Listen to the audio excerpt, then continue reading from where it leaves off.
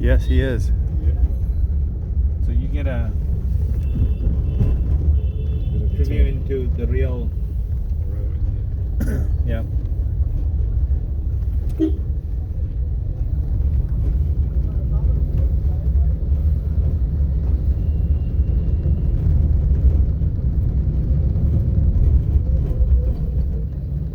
Can you send me that video, mate? Yeah. Which video is it? No, he's just making a video of his phone. He's making a video now of what we're going through. Are these police here or security guards? Terrier, yeah. What is that? Security guards. Security?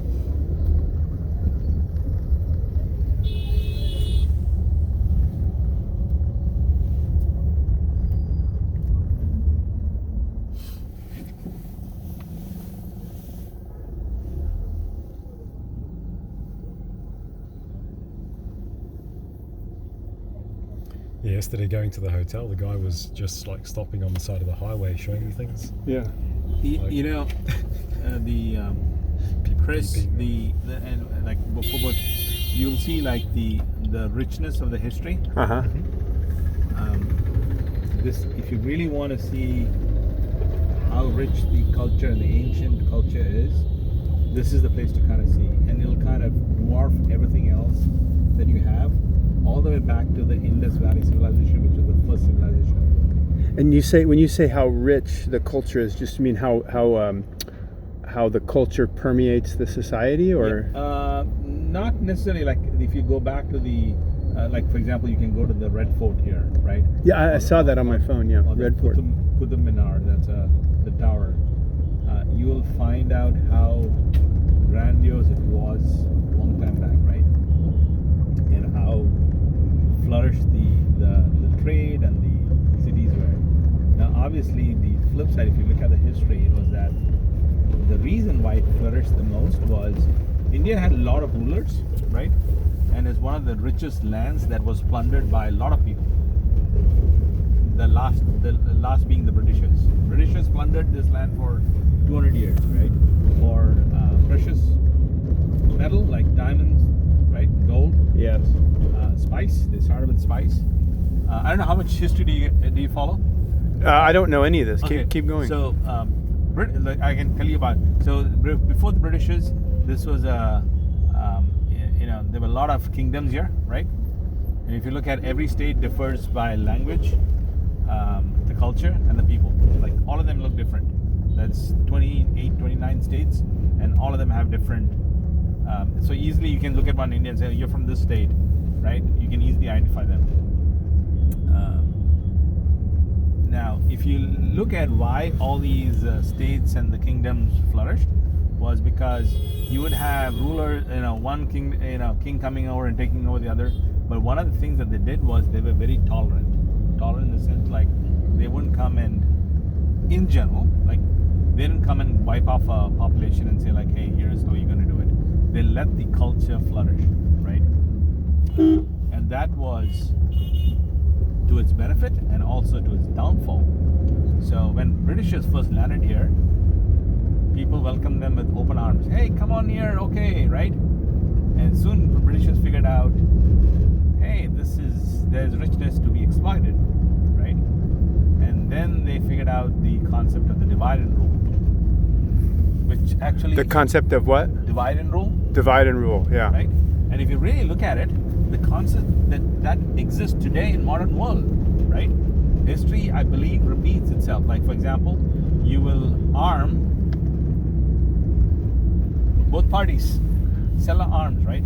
Mm-hmm. That concept remains still. So they came in here and they expanded from one kingdom to the other by making each of these kings fight against each. And ultimately they had so much of debt that they started taking over and occupy the whole region, right? Now, one thing that it did was also united all these kingdoms together against a common thing, right? So that's why while there were many bad things that happened, one good thing that came out, or a couple of good things that came out, was it united all these kingdoms into one country. very diverse country, regions, right? Uh-huh. Into one country. And then the schools setups and the hospitals, they flourished a whole lot because of the setup that they had, right? On the flip side, they also plundered this country in its riches in gold, right? They took everything out and taxed the people. Now that did cause the independence movement, and finally India got independent.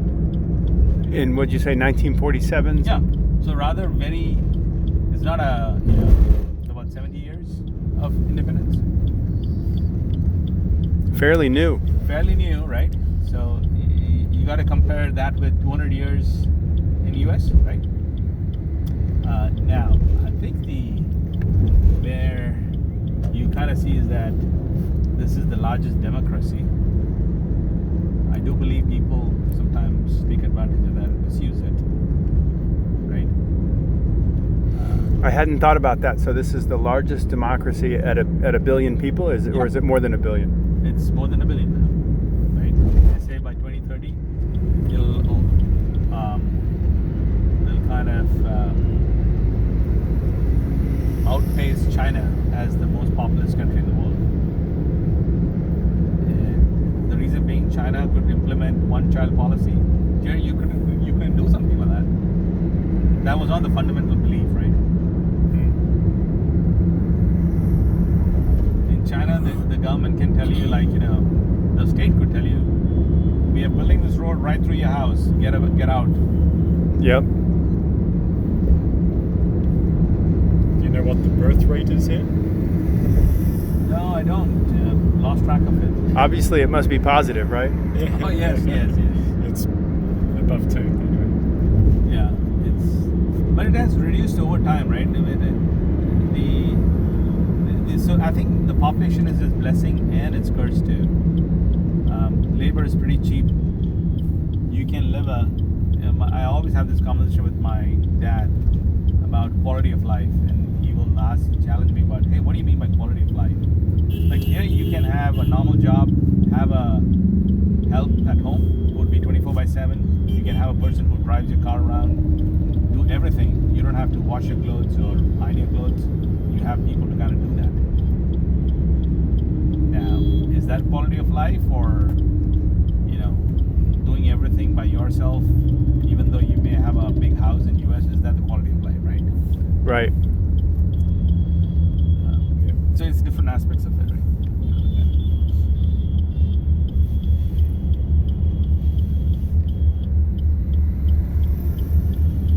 I would definitely encourage, if you're coming, to go to the Taj Mahal.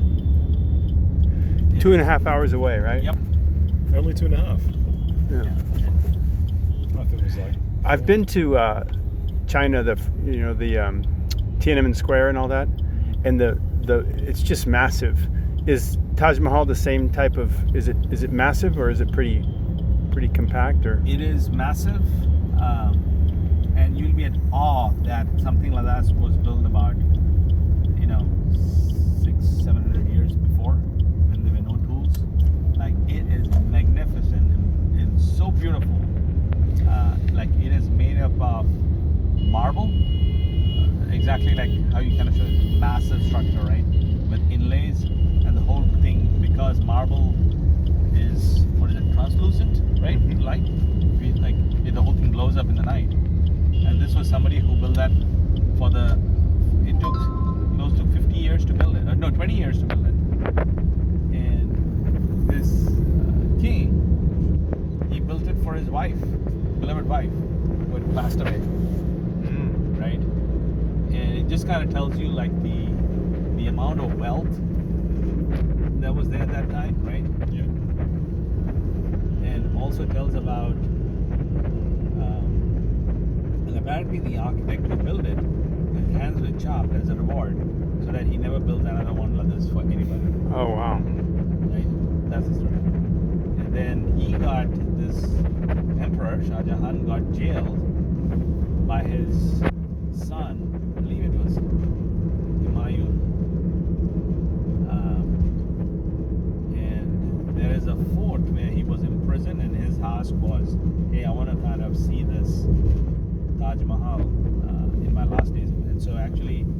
go to the prison, there's a small window in that prison, and the only thing that you can see out of that window is the Taj Mahal. Okay. So, what's our agenda for Friday? Agenda for Friday is the readout.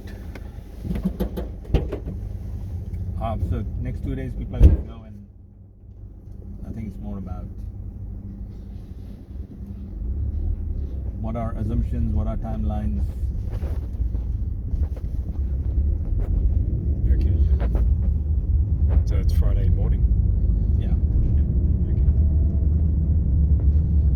So I really want to, like, what time is your flight on Friday? It's at 10 p.m.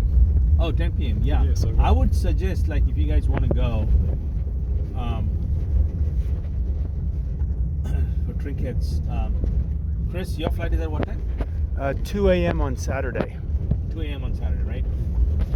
I would say it's planned for if you want to go shopping or something like that. There is the take a cab from the hotel, right? They charge you for 4 hours, close to about, what is that, $40-$50, Mm-hmm. right? 4 hours, the cab will be there with you. Go to this place where, this is where I kind of go, so you don't have to go there. There's this government emporium, right?